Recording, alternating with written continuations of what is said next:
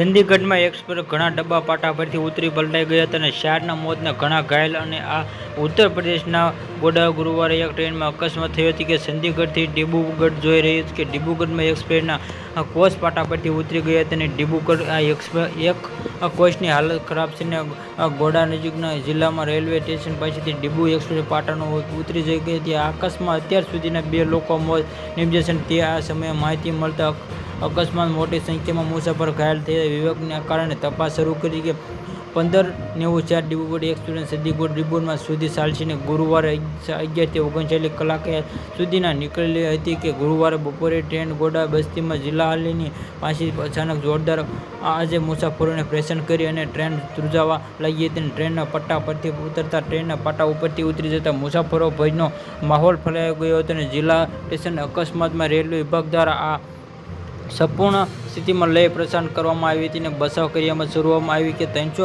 આ ભયાનક અકસ્માત જોઈને મુસાફરો ગભરાટ ફેલાઈ ગયો હતો અને ટ્રેન હજારો લોકોને ભાગવામાં લાગ્યો. ટ્રેનમાં હાજરમાં સમયમાં પ્રયાસ કરી રહ્યા હતા અને હતા કે દરમિયાન મુસાફરો એક જૂથની સામાન્ય રીતે બહાર નીકળી ગઈ હતી. જોવા મળતું માહિતી પ્રમાણે અધિકારીઓને મુસાફરો તેમની આગળ લઈને મુસાફરો માટે વૈજ્ઞાનિક વ્યવસ્થાની ખાતરી આપવામાં આવી હતી.